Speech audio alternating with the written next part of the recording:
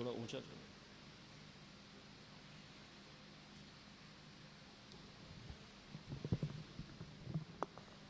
تھوڑا سا ادھر کریں.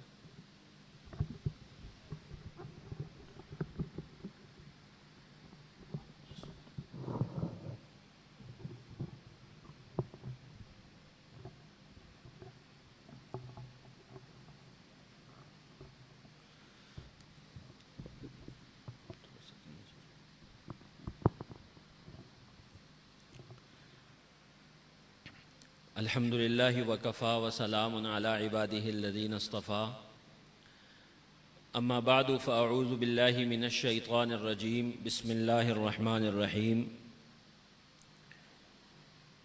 ما کان محمد ابا احد من رجالکم ولکن رسول اللہ وخاتم النبیین صدق اللہ العظیم. الحمدللہ اللہ تعالیٰ کے فضل و کرم سے ہم آج ایک مرتبہ پھر اس عظیم اور قیمتی عنوان کے تحت یہاں پر جمع ہیں کہ جو عنوان ہمارے ایمان کا عنوان ہے اور جو عنوان ہماری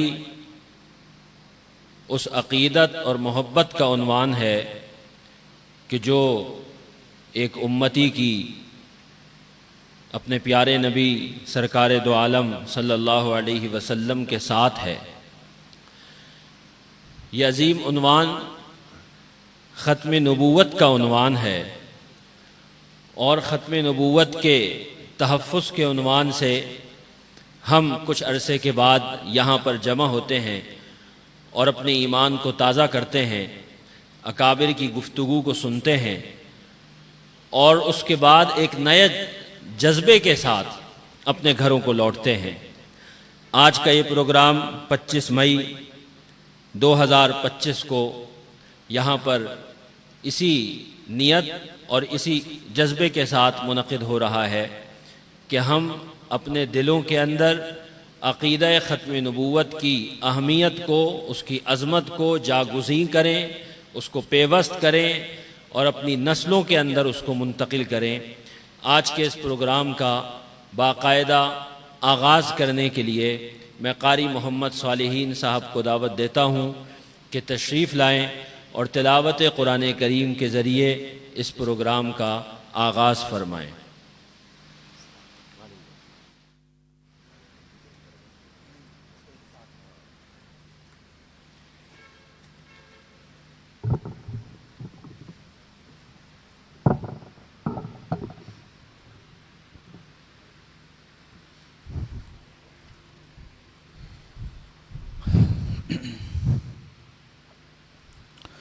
أعوذ بالله من الشيطان الرجيم.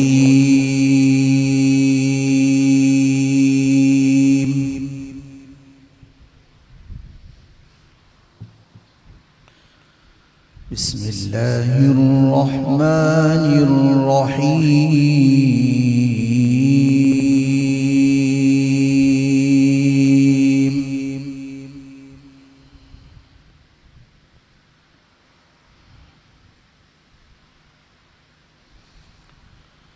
وَإِذْ أَخَذَ اللَّهُ مِيثَاقَ النَّبِيِّينَ لَمَا آتَيْتُكُم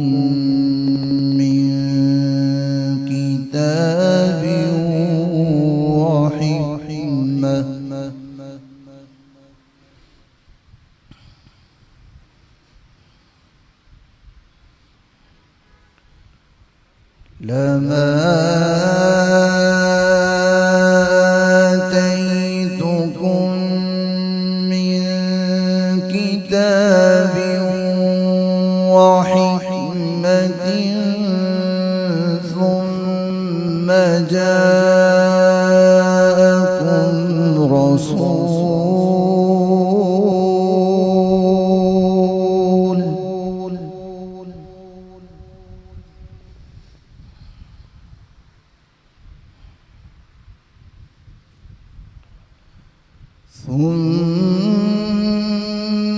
جاءكم رسول مصدق لما معكم لتؤمنن به ولتنصرنه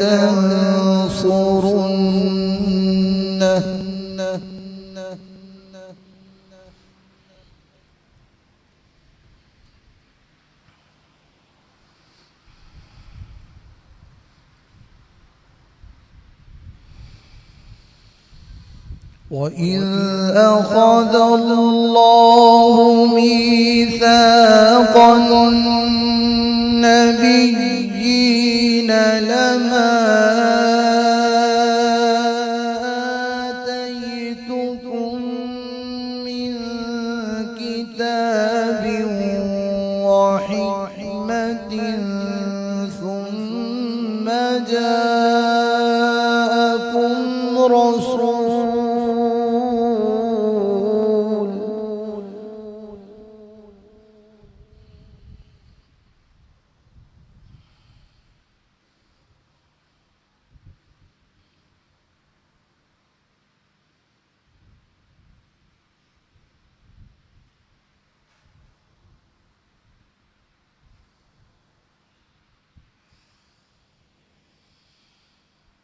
لما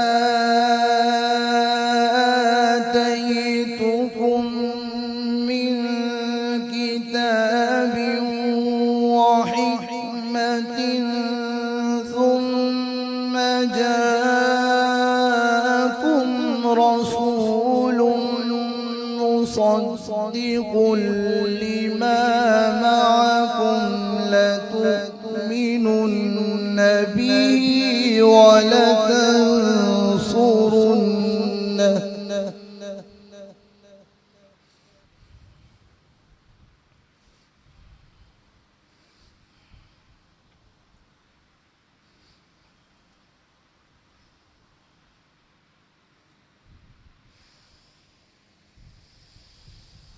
قال أأقررتم وأخذتم على ذلكم إصري قالوا أقررنا قال فاشهدوا وأنا معكم من الشاهدين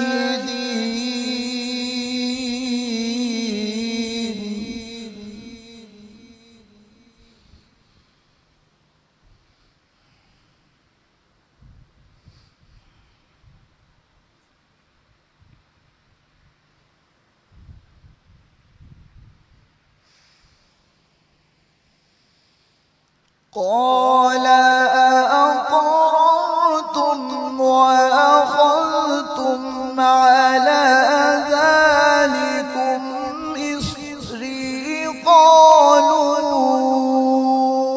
أقررنا قال فاشهدوا وأنا معكم من الشاهدين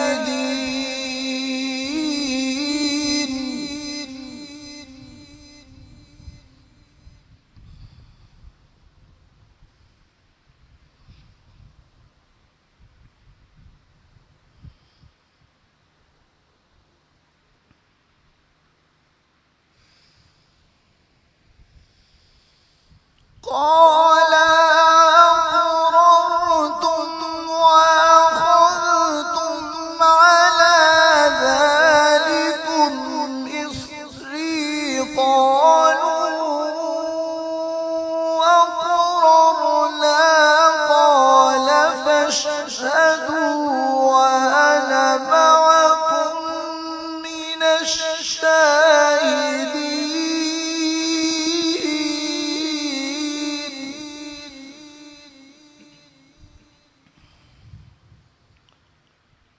فمن تولى بعد ذلك فأولئك هم الفاسقون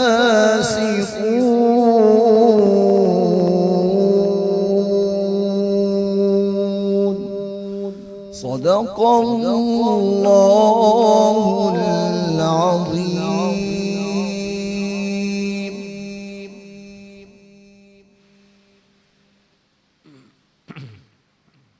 جزاک اللہ. یہ تھے جناب قاری محمد صالحین صاحب، جو بہت ہی خوبصورت اور دلاویز انداز میں تلاوت قرآن کریم فرما رہے تھے، اور قاری صاحب نے جن آیات کا انتخاب فرمایا وہ آیات بھی ان آیات میں سے ہیں کہ جو جناب نبی کریم صلی اللہ علیہ وسلم کی ختم نبوت کے اوپر دلالت کرتی ہیں. اور اس آیت میں ایک عہد اور ایک پیمان کا ذکر ہے جو اللہ تعالیٰ نے اپنے تمام نبیوں کے ساتھ لیا تھا، اور ان کو اس بات کا پابند کیا تھا کہ جب میری طرف سے ایک رسول آئیں گے تو آپ ان کے اوپر ایمان بھی لائیں گے اور ان کی مدد بھی اور نصرت بھی کریں گے. اور وہ رسول جناب نبی کریم صلی اللہ علیہ وسلم تھے جو آپ تشریف لائے، اور یہ عہد و پیمان آپ علیہ الصلاۃ والسلام کی آمد کے ساتھ مکمل ہوا اور پورا ہوا. چنانچہ اگر حضور اکرم صلی اللہ علیہ وسلم کے بعد کسی اور نبی اور رسول نے آنا ہوتا تو اللہ تعالیٰ اس نبی کے واسطے بھی اس عہد اور پیمان کو ذکر کرتے، اور یہ عہد و پیمان اس نبی کے حوالے سے لیا جاتا. لیکن اللہ تعالیٰ نے یہ عہد لیا حضور اکرم صلی اللہ علیہ وسلم کے حوالے سے.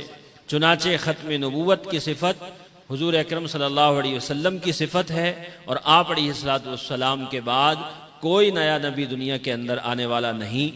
اسی حوالے سے ہم بات کو آگے بڑھاتے ہوئے اس پروگرام کی اگلے مرحلے کی طرف چلتے ہیں، اور میں دعوت دیتا ہوں جناب شاہ رخ صاحب کو کہ وہ تشریف لائیں اور نعت رسول مقبول صلی اللہ علیہ وسلم پیش فرمائیں تاکہ ہم اپنے پروگرام کے اگلے مرحلے کی طرف آگے بڑھ سکیں.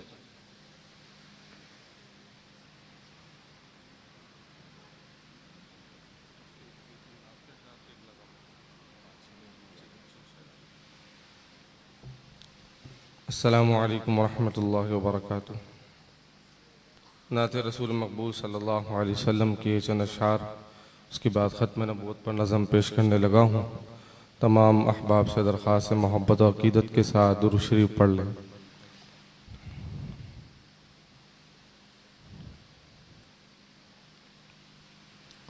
کونین کی تخلیق کا آقا تو سبب ہے، کونین کی تخلیق کا آقا تو سبب ہے، اسلام کا مفہوم تیرے در کا ادب ہے. طٰہٰ سے آیا ہے تیری سیرت کا قصیدہ، قرآن میں یاسین تیرے نام و لقب ہے. واللیل کا مطلب تیری زلفوں کی تلاوت، والضحیٰ تو آقا تیرے چہرے کا لقب ہے. ایک دفعہ بلند آواز سے کہہ دے سبحان اللہ. رواں ہے کاروانے رنگ و بو سرکار کے دم سے، رواں ہے کاروانے رنگ و بو سرکار کے دم سے، رواں ہے کاروانے رنگ و بو سرکار کے دم سے. دو عالم کی رگوں میں ہے لہو سرکار کے دم سے. کرے ہم کیوں نہ اپنی آبرو سرکار پر قربان کرے ہم کیوں نہ اپنی آبرو سرکار پر قربان کہ قائم ہے ہماری آبرو سرکار کے دم سے، وہ محبوب خدا ہے، وجہ تخلیق دو عالم ہے، وہ محبوب خدا ہے، وجہ تخلیق دو عالم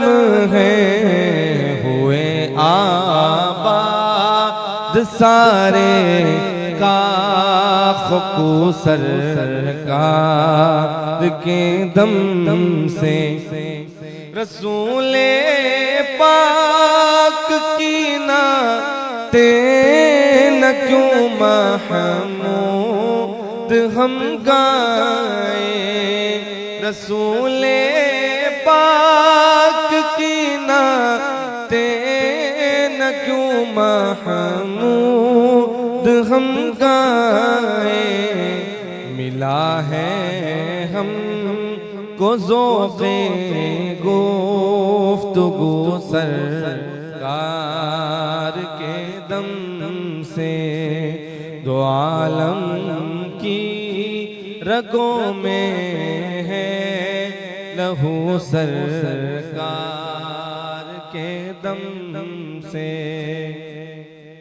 جو ختم نبوت کا طرفدار نہیں ہے، لاریب وہ جنت کا سزاوار نہیں ہے، خاموش رہے سن کے جو اسلام کی توہین، بے شرم ہے بزدل ہے وہ خوددار نہیں ہے، لب پر نعت پاک کا نغمہ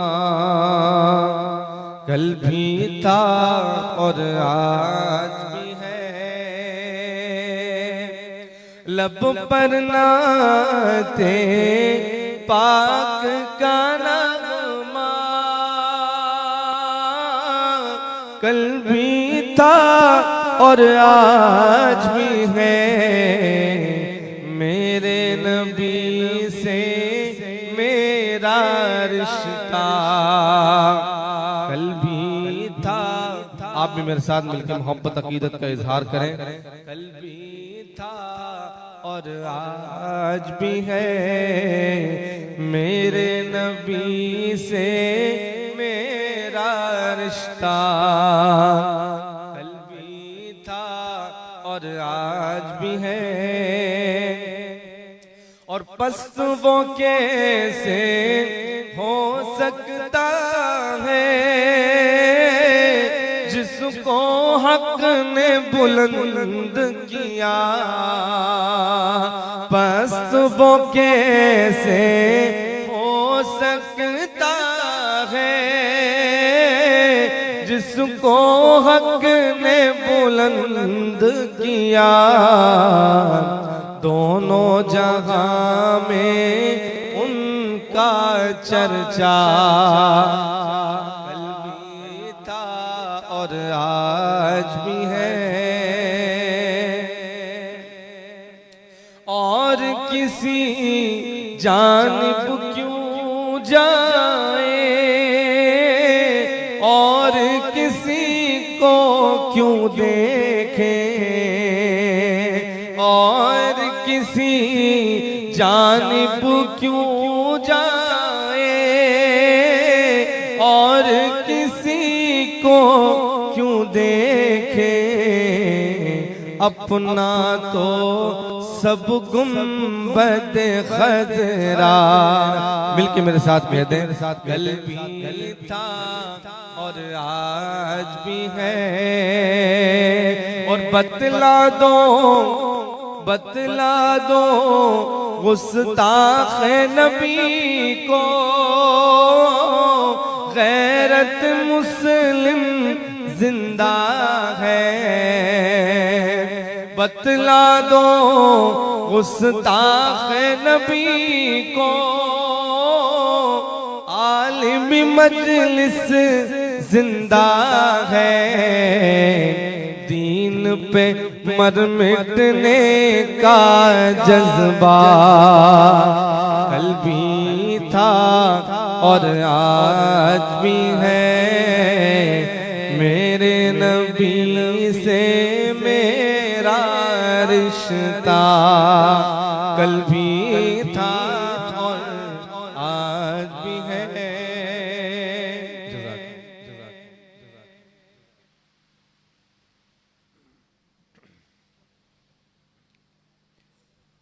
جزاک اللہ۔ یہ تھے جناب حافظ شاہ رخ صاحب، جو انتہائی خوبصورت انداز میں ہمارے دلوں کو نبی اکرم صلی اللہ علیہ وسلم کی محبت والے اشعار سے گرما رہے تھے۔ میرے نبی سے میرا رشتہ کل بھی تھا اور آج بھی ہے، یہی اس پروگرام کی روح ہے اور یہی اس پروگرام کا جذبہ ہے، یہی مقصد ہے کہ حضور اکرم صلی اللہ علیہ وسلم کے ساتھ جو رشتہ آج سے 1400 سال پہلے حضرات صحابہ کرام رضی اللہ عنہم کا قائم ہوا تھا، اور وہ رشتہ کہ جس کی بنیاد پر حضور اکرم صلی اللہ علیہ وسلم کی مجلس مبارک کے اندر حضرت حسان ابن ثابت نعتیہ اشعار پیش کیا کرتے تھے اور حضور کی تعریف اور توصیف اور مدح سرائی کیا کرتے تھے، اسی رشتے کا تسلسل ہے اور اسی روایت کا تسلسل ہے اور اسی خوبصورت روایت کا یہ تسلسل 1400 سال سے چلا آ رہا ہے کہ آج بھی ہم اس مجلس میں بیٹھے ہیں اور حضور ہی کے اشعار اور حضور ہی کی تعریف اور حضور ہی کی مدح کے اوپر مشتمل اشعار سے اپنے دلوں کو گرما رہے ہیں۔ انہی روایات کا تسلسل جاری رہنا چاہیے اور یہ محفلیں تابندہ رہنی چاہیے، اور قیامت کی صبح تک ایک نسل سے دوسری نسل تک یہ جذبہ منتقل ہونا چاہیے۔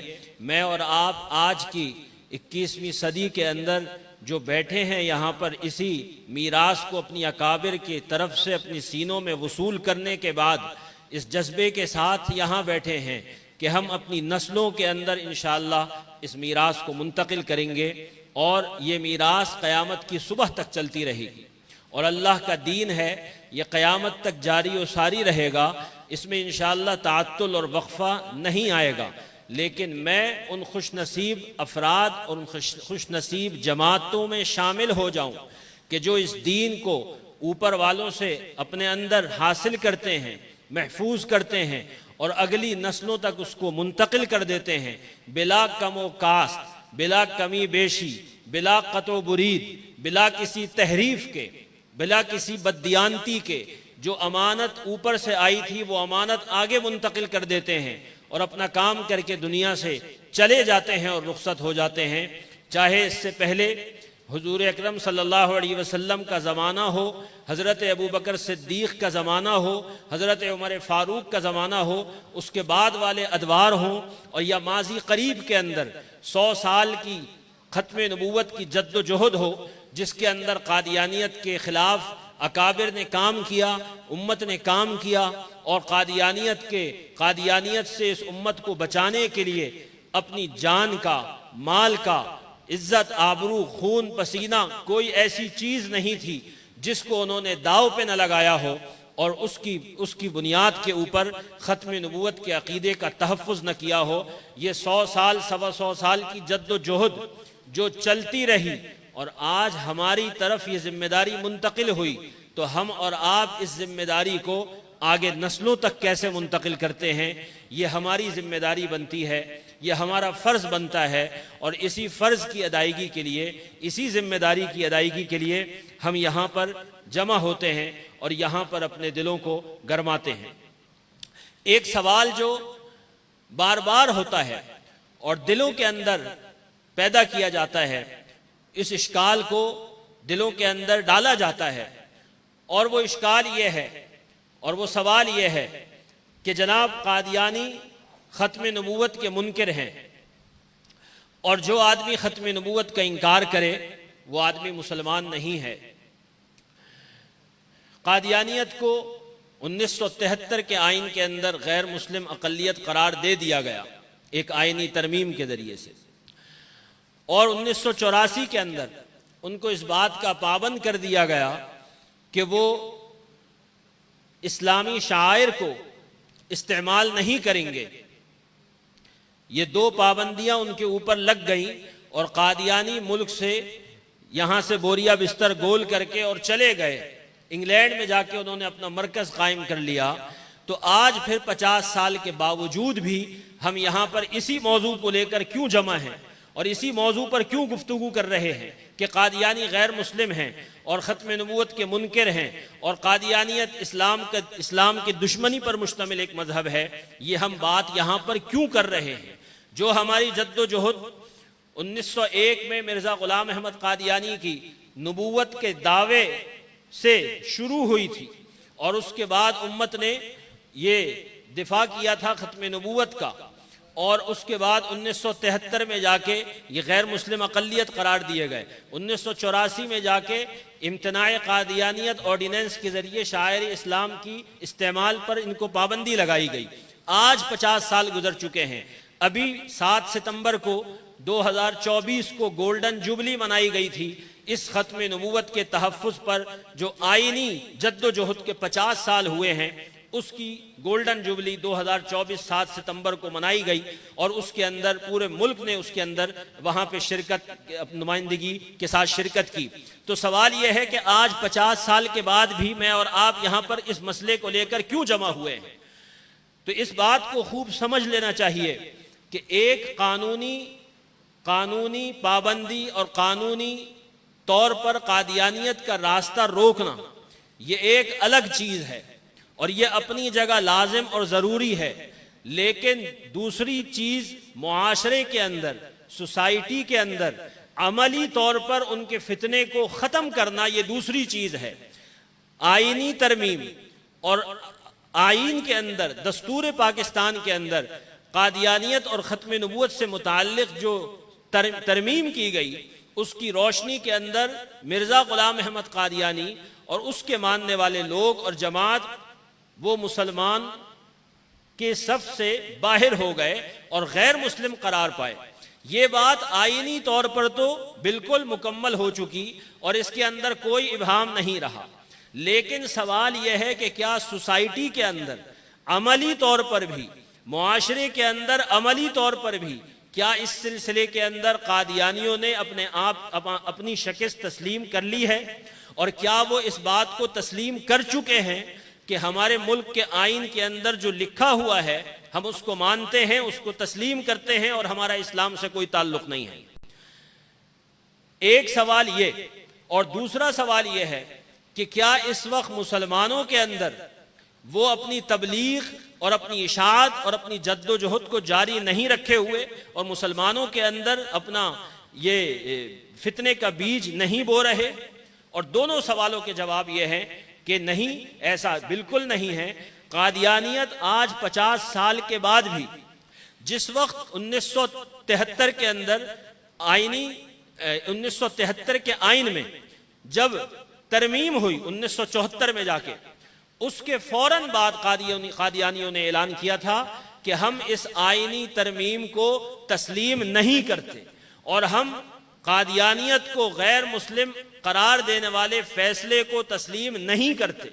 اس وقت سے لے کر آج تک 50 سال گزرے ہیں، قادیانیوں نے ہمارے ملک کے اس فیصلے کو، اس دستوری فیصلے کو، اس آئینی فیصلے کو تسلیم نہیں کیا ہے، باوجود کہ وہ اس اسمبلی کی کارروائی کے رکن تھے، اس کے اندر شامل تھے۔ انہوں نے اپنا موقف پوری تفصیل کے ساتھ پیش کیا، ان کو موقع دیا گیا سوالات کا بھی، جوابات کا بھی، اپنا موقف پیش کرنے کا بھی، اور پوری اسمبلی نے سننے کے بعد یہ فیصلہ کیا کہ ان کا اسلام سے کوئی تعلق نہیں ہے۔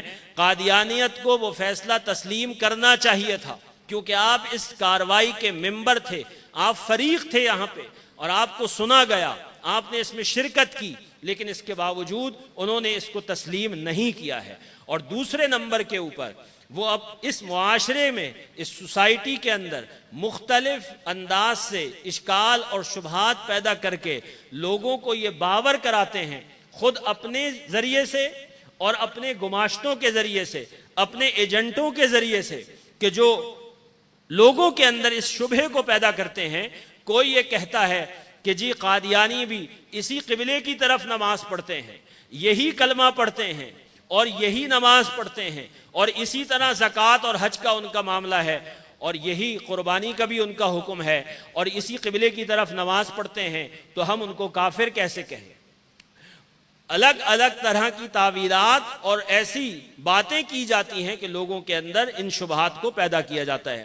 تو جب قادیانیت نے اپنی شکست کو تسلیم نہیں کیا، وہ ایک قدم پیچھے ہٹنے کو تیار نہیں، بلکہ وہ آج بھی مسلمانوں کے اندر ایمان میں نقب لگانے کی کوششیں اور سازشیں مستقل طور پر جاری رکھے ہوئے ہیں، تو ظاہر ہے کہ میرے اور آپ کے ایمان کا تقاضا ہے کہ ہم بھی اسی طرح محاذ جنگ کے اوپر ڈٹے رہیں، ہم بھی اسی طرح اپنی نسلوں کے اندر اس بات کو پیدا کرتے رہیں، اور یہ جد و جہد جاری رہے یہاں تک کہ ہماری آگے والی نسلیں اس امانت کو اٹھا لیں، اور ہماری آگے والی نسلوں تک یہ پیغام پہنچ جائے کہ قادیانیت کی کوئی بھی شکل ہو اور قادیانیت کا کوئی بھی گروہ ہو، کوئی بھی جماعت ہو، کسی بھی شکل میں آئے، قادیانیت اور اس کے معاونین وہ سارے اس بات کے مستحق ہیں کہ ان کو اپنی صفوں سے باہر نکال دیا جائے۔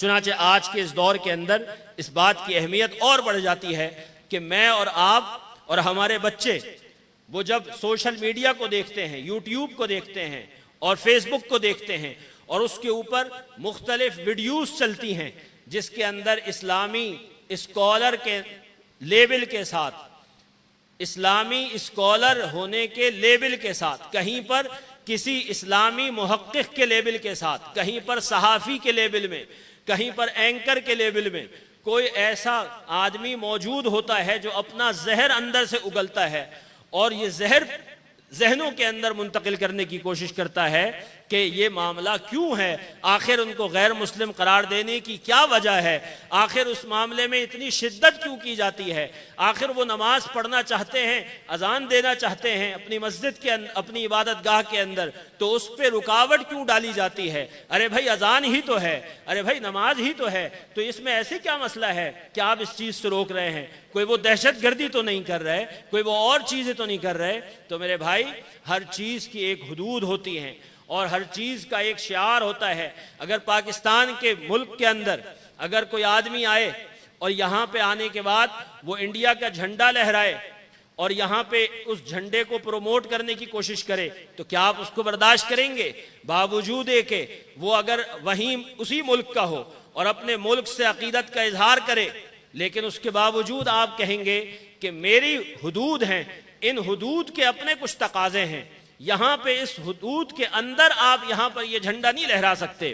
لہٰذا اسی طرح اسلام کی بھی کچھ حدود ہیں اور دین اسلام کی کچھ حدود ہیں، ان حدود کی پاسداری لازم ہے۔ ان حدود کے اندر شعائر اسلام، اسلام کی وہ علامتیں جو اسلام کے ساتھ خاص ہیں، ہم کسی کو اس بات کی اجازت نہیں دیں گے کہ وہ اپنے 2 نمبر مذہب کے اوپر اور 2 نمبر ایکٹیویٹی کے اوپر دین اسلام کا لیبل چپکا دے اور اس کو یہ کہے کہ جی میں بھی اسلام کا کام کر رہا ہوں۔ اس بات کی اجازت کسی کو نہیں دی جائے گی، کیونکہ اگر اس 2 نمبری کی اجازت دے دی گئی تو اس کا مطلب یہ ہے کہ اصل اور نقل کے اندر پھر فرق نہیں ہو پائے گا اور پھر لوگ فتنے کے اندر مبتلا ہوں گے۔ لہذا اصل اور نقل میں فرق کرنے کے لیے، لوگوں کو نقل سے بچانے کے لیے یہ ضروری ہے کہ ہم اصل اور نقل کے فرق کو قائم رکھیں اور 2 نمبر جعلساز لوگوں کو اس بات سے روکیں کہ وہ اسلامی عقائد، اسلامی شعائر، اسلامی علامات کا استعمال کریں۔ پروگرام کو آگے بڑھاتے ہیں۔ ہمارے آج کے مرکزی مقرر ہیں حضرت مولانا مفتی سعید احمد اکاڑوی دامت برکاتہم، امام اور خطیب جامع مسجد عالمگیر۔ انشاءاللہ آپ کے سامنے تفصیل کے ساتھ اس موضوع کے اوپر اظہار خیال فرمائیں گے اور ہم انشاءاللہ حضرت کی گفتگو سے محظوظ ہوں گے۔ یہ موقع، جس موقع کے اوپر ہم جمع ہیں، قربانی کا موقع ہے اور قربانی کا وقت آنے والا ہے۔ ہر سال اس موقع کے اوپر قادیانی لوگوں کی طرف سے یہ شرارت کی جاتی ہے کہ اپنے جانور قربانی کے باندھ دیتے ہیں اور اس کے بعد ان جانوروں کو قربانی کے دن ذبح کرتے ہیں اور لوگوں کو یہ تاثر دیتے ہیں کہ ہم بھی قربانی کرتے ہیں۔ ہم بھی قربانی کرتے ہیں اور لوگوں کو یہ تاثر دیتے ہیں کہ ہم بھی مسلمان ہیں۔ اس بات کے اوپر پھر الحمدللہ گزشتہ سالوں کے اندر بھی کارروائی ہوئی اور ان کو اس بات سے روکا گیا۔ تو اس طرح سے یہ مختلف انداز سے اپنے فتنے کو پھیلانے کی کوششیں کرتے ہیں۔ تو ہمیں جاگتے رہنا ہے، اپنے اکابر کی باتوں کو سنتے رہنا ہے اور اپنے اوپر آنے والی اس ذمہ داری کو آگے جو ہے وہ منتقل کرنا ہے۔ میں پروگرام کو آگے بڑھاتے ہوئے دعوت دیتا ہوں ہمارے عالمی مجلس تحفظ ختم نبوت کے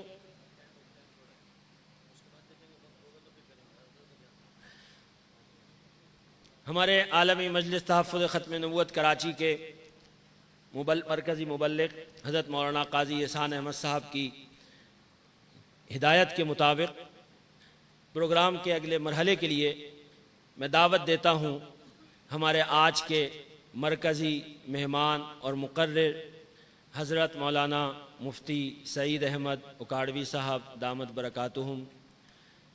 حضرت ہمارے اس حلقے کے، اس علاقے کے سرپرست بھی ہیں، معروف دینی شخصیت ہیں، جامعہ معہد الخلیل اسلامی کے اندر دارالافتاء کی سرپرستی فرماتے ہیں، استاذ حدیث ہیں اور ایک حلقہ احباب کو آپ کی رہنمائی اور آپ کی زیر ہدایت چلنے کا شرف حاصل ہے۔ حضرت یہاں تشریف لائے اور ہماری سرپرستی فرمائی، میں اس پر شکر گزار ہوں۔ دعوت دیتا ہوں حضرت مولانا مفتی سعید صاحب کو کہ ہم کو اپنے قیمتی بیان سے مستفید فرمائیں۔ جزاکم اللہ خیر۔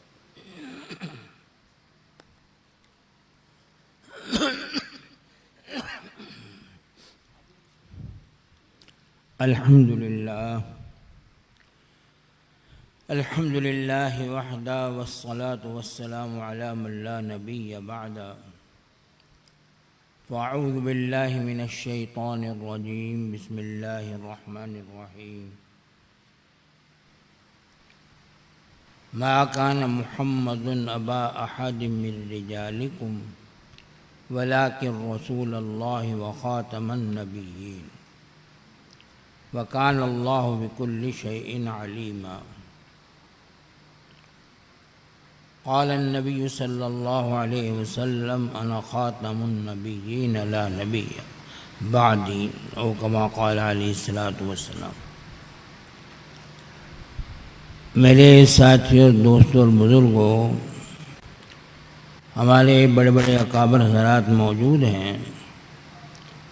اللہ نے ان حضرات کو اس ختم نبوت کی خدمت کے لیے الحمدللہ قبول کیا ہوا ہے، اور جتنا یہ حضرات اس موضوع کے بارے میں الحمدللہ محنت کر رہے ہیں، جانتے ہیں، ہم جیسے لوگ صرف ان کے پیچھے چل کر انشاءاللہ امید ہے اللہ کی رحمت سے اللہ قیامت کے دن ہمارا حشر بھی انہی کے ساتھ فرما دیں گے۔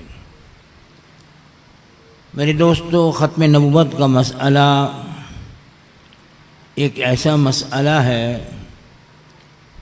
جس کے لیے علماء نے بہت قربانیاں دی ہیں، اور الحمدللہ یہ اللہ نے اعزاز بخشا ہے علماء حق کو، علماء دیوبند کو، کہ علماء حق، علماء دیوبند نے ہمیشہ اس مسئلے کو لے کر یہ اٹھے ہیں، اور اللہ نے ہر میدان میں ان کو سرخرو فرمایا ہے، اور اللہ قیامت کے تک ان کو سرخرو فرماتا رہے اور اللہ ان کو کامیاب فرماتا رہے۔ بہرحال میرے دوستو، جو آیت تلاوت کی میں نے آپ کے سامنے، اس میں اللہ کے نبی کی ختم نبوت کا ذکر اللہ نے فرمایا۔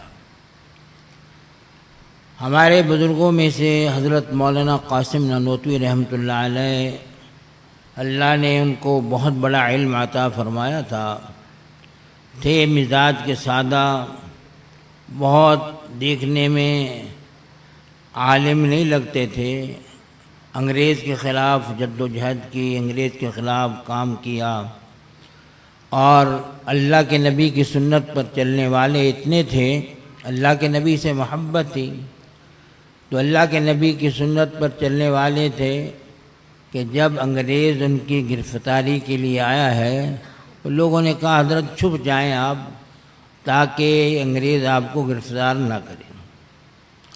تو حضرت 3 دن کے لیے کسی جگہ چھپ گئے اور 3 دن کے بعد باہر آ گئے۔ لوگوں نے کہا کہ حضرت ابھی تو انگریز آپ کے پیچھے ہے اور آپ کی گرفتاری کے لیے وہ پورا لگا ہوا ہے، آپ باہر آ گئے۔ فرمایا میاں میں 3 دن کے لیے غائب اس لیے ہوا تھا اللہ کے آخری نبی کی سنت زندہ ہو جائے، اور کوئی میرا مقصد نہیں تھا کہ اللہ کے نبی نے جب ہجرت کی ہے تو ہجرت کے موقع پر 3 دن غار ثور میں آپ نے قیام فرمایا ہے، میں اس سنت کو زندہ کرنا چاہتا تاکہ اللہ کے نبی کی یہ سنت زندہ ہو جائے۔ الحمدللہ وہ سنت زندہ ہو گئی، اس لیے میں باہر آ گیا۔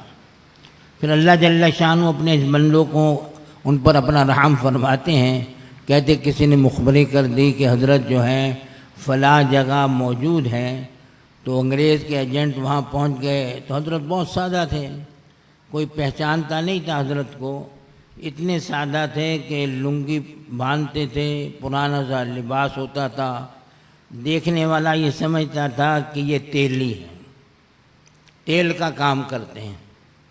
ایک دفعہ حضرت بیل گاڑی پر سفر کر رہے تھے، اس بیل گاڑی والے نے پوچھا کہ میاں آج کل تیل کا کیا بھاؤ ہے؟ تو حضرت جو ہیں فرمانے لگے کہ کئی دن ہو گئے بازار نہیں گیا۔ یہ نہیں فرمایا کہ میں تو شیخ الحدیث ہوں، دارالعلوم دیوبند کا اس کا بانی ہوں، بلکہ یوں فرمایا کہ کئی دن ہو گئے بازار جانا نہیں ہوا۔ حضرت مولانا سلیم اللہ خان صاحب حضرت کے بارے میں لکھتے ہیں کہ حضرت کو اللہ کے نبی کی سنت کا اتنا پاس تھا کہ جب بھی بخار ہوتا تھا تو وہاں دیوبند سے کافی فاصلے پر ایک نہر بہتی تھی۔ اللہ کے نبی نے فرمایا تھا کہ جس کو بخار ہو جائے وہ پانی جس طرف سے آ رہا ہو اس طرف کو رخ کر کے کھڑا ہو جائے پانی میں، اللہ اس کے بخار کو اتار دیں گے۔ فرمایا حضرت جو ہیں کئی میل پیدل چل کے جاتے تھے اور جا کر اس پانی پہ کھڑے ہوتے تھے، اس رخ پر جس طرف سے پانی آ رہا ہوتا اللہ ان کے بخار کو دور فرما دیتے۔ گویا اللہ کے نبی کی سنت بھی زندہ ہوتی اور اللہ کے نبی صلی اللہ علیہ وسلم سے محبت کا اظہار بھی ہوتا، اور اتنے پیدل سفر کر کر اللہ کے نبی کے حکم کو پورا کرنے کے لیے جایا کرتے تھے۔ حضرت نے اس آیت پر ایک تحقیق کی ہے، اور وہ تحقیق علماء فرماتے ہیں کہ اتنی بڑی یہ تحقیق ہے کہ ایسی تحقیق فرمایا کہ کسی کے ذہن میں بڑی مشکل سے آ سکتی ہے۔ حضرت فرماتے ہیں قرآن پاک میں اللہ نے فرمایا کہ محمد صلی اللہ علیہ وسلم اللہ کے رسول ہیں اور آخری نبی ہیں، خاتم النبیین۔ حضرت فرماتے ہیں ختم نبوت کی 2 قسمیں ہیں، ایک ختم نبوت رتبی ہے اور ایک ختم نبوت زمانی ہے۔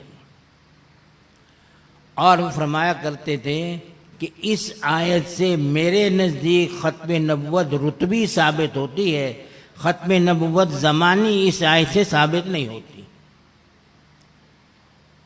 اب یہ بحال ختم نبوت رتبی کیا ہے؟ حضرت نے یہ بات جو فرمائی ہے وہ ایک بہت بڑے عالم تھے بریلوی مکتبہ فکر کے۔ عام طور پر وہ لوگ حضرت کے بارے میں بہت کچھ کہتے ہیں ان آیتوں کی تفسیر کے بارے میں، لیکن انہوں نے یہ بات کہی تھی کہ جو حضرت جس مقام تک اس آیت کے بارے میں تحقیق تک پہنچے ہیں، اس تحقیق تک بڑے بڑے لوگ نہیں پہنچ سکتے۔ اور فرماتے تھے کہ اللہ کے نبی جو ہے ان کی ختم نبوت رتبی کو اس آیت میں بیان کیا گیا ہے۔ ختم نبوت زمانی احادیث سے ثابت ہے، لیکن ختم نبوت رتبی اس آیت سے ثابت ہے۔ اور فرمایا کہ اس کی برکت یہ ہوگی کہ اللہ کے نبی خود فرماتے ہیں کہ لوگوں میں نبی تھا وآدم بین الماء والطین، اور آدم علیہ السلام اس وقت پانی اور مٹی میں تھے، میں اس وقت بھی نبی تھا۔ صرف نبی نہیں تھے بلکہ خاتم النبیین تھے، یعنی اس وقت بھی اللہ کے نبی جب آدم علیہ السلام پیدا نہیں ہوئے تو فرماتے تھے کہ حضور اس وقت بھی خاتم النبیین تھے، کیونکہ یہ ختم نبوت رتبی ہے، زمانی نہیں ہے، اس لیے رتبے کے اعتبار سے آپ اس وقت بھی جب کوئی نبی پیدا نہیں ہوا، اللہ کے نبی اس وقت بھی ختم نبوت کے تاج سر پر آپ کے رکھا ہوا تھا، اور الحمدللہ آپ ختم نبوت کے بالکل اس وقت بھی اسی طرح آپ خاتم النبیین تھے، جس طرح آج ہمارے دور میں ہم حضرت کو خاتم النبیین تسلیم کرتے ہیں۔ جب اللہ کے نبی حضرت آدم بھی پیدا نہیں ہوئے تھے اس وقت بھی وہ خاتم النبیین تھے، یعنی اللہ کے نبی صلی اللہ علیہ وسلم کا یہ رتبہ، یہ مقام فرمایا تبھی بنتا ہے جب ہم یہاں خاتم النبیین سے ختم نبوت رتبی مراد لیں۔ اگر ختم نبوت زمانی مراد لیتے ہیں پھر یہ مقام اس طرح بنتا نہیں۔ اور پھر کسی نے اعتراض کر دیا حضرت پر کہ حضرت کیا آپ ختم نبوت زمانے کے منکر ہیں، یعنی آخری زمانہ آپ کا ہے؟ تو حضرت نے فرمایا کہ واللہ میں ختم نبوت زمانے کا منکر نہیں ہوں، لیکن میں یہ کہتا ہوں کہ ختم نبوت زمانی جو ہے احادیث نبویہ سے ثابت ہے، اس لیے اس کا انکار بھی کفر ہے۔ جو ختم نبوت زمانی کو نہ مانے وہ بھی کافر ہے، اور جو ختم نبوت رتبی کو نہ مانے وہ بھی کافر ہے۔ اور دونوں کو کفر کے بارے میں حضرت فرمایا کرتے تھے کہ دونوں باتیں میرے نزدیک یقینی ہے کہ اللہ کے نبی کی ختم نبوت رتبی کو بھی مانا جائے اور اللہ کے نبی کی ختم نبوت زمانی کو بھی مانا جائے۔ اللہ جل شانہ نے ان حضرات کو وہ علم عطا کیا تھا، میرے دوستو ساری زندگی ان کی پھر اللہ کے نبی کی خدمت میں گزری ہے۔ اور یہ بات یاد رکھیے، اللہ کے نبی ہمارے جو خاتم النبیین ہیں نا، اللہ جل شانہ نے آپ کو یہ مقام جو عطا کیا، یہ حضرت آدم علیہ السلام تشریف لائیں تب بھی ہمارے نبی خاتم النبیین ہیں، حضرت ابراہیم علیہ السلام تشریف لائیں تب بھی ہمارے نبی خاتم النبیین ہیں، حضرت موسیٰ علیہ السلام تشریف لائے تب بھی ہمارے نبی خاتم النبیین ہیں۔ یعنی جتنے انبیاء علیہ السلام دنیا میں آتے رہیں ہمارے نبی خاتم النبیین ہیں، اور الحمدللہ ہم سب کا یہ عقیدہ ہے کہ اللہ کے نبی شروع سے ہی خاتم النبیین ہیں اور قیامت تک خاتم النبیین رہیں گے۔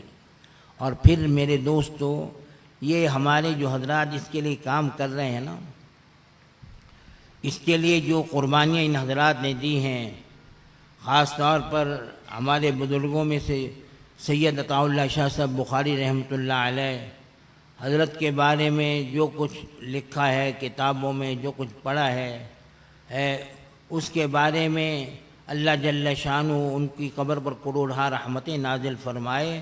حضرت کہتے ہیں ایک جگہ تشریف لے گئے، ختم نبوت کا جلسہ تھا، بڑے بڑے لوگ، بڑے بڑے سردار بڑی بڑی گاڑیاں لے کر حضرت کو آئے ہوئے تھے، اور ایک بیل گاڑی والا ختم نبوت کا کارکن بھی اپنی بیل گاڑی لے کے آیا ہوا تھا۔ تو حضرت فرمانے لگے آج تو میں اس بیل گاڑی پر بیٹھوں گا اور اسی پر جاؤں گا وہاں، میں ان کاروں پر نہیں بیٹھوں گا۔ اور فرمایا میرا مقصد صرف یہ ہے کہ یہ غریب کارکن بھی یہ سمجھیں کہ الحمدللہ ہماری بھی اس مشن میں قدر ہے، اور اللہ جل شانہ قیامت کے دن ان کی محنت کو بھی قبول فرما لے۔ تو یعنی اللہ جل شانہ نے ان حضرات کو اس قربانی کے لیے قبول فرمایا تھا، اور اللہ جل شانہ نے ہمارے آخری نبی صلی اللہ علیہ وسلم جو ہے نا، اس کے بارے میں ایک جگہ میں پڑھ رہا تھا کہ ایک یہودی عالم تھے، وہ بعد میں مسلمان ہو گئے۔ وہ کہتے ہیں کہ میرے والد جو تھے تورات کے عالم تھے، وہ تورات کے جب عالم تھے تو تورات کی ساری باتیں وہ مجھے بتاتے رہتے، اور تورات کی تعلیمات کے بارے میں ان کو پوری تورات یاد تھی، اس کے بارے میں مجھے بتلاتے رہتے۔ کہ تورات میں یہ ہے، تورات میں یہ ہے، تورات میں یہ ہے۔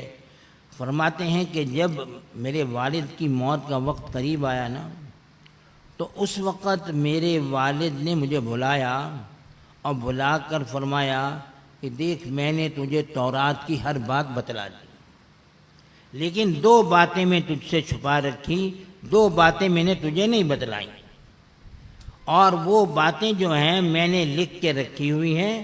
یہ سامنے جو طاقچہ ہے اس کے اندر وہ لکھ کے رکھی ہوئی ہیں، اور طاقچے کو میں نے مٹی سے بند کر دیا ہے۔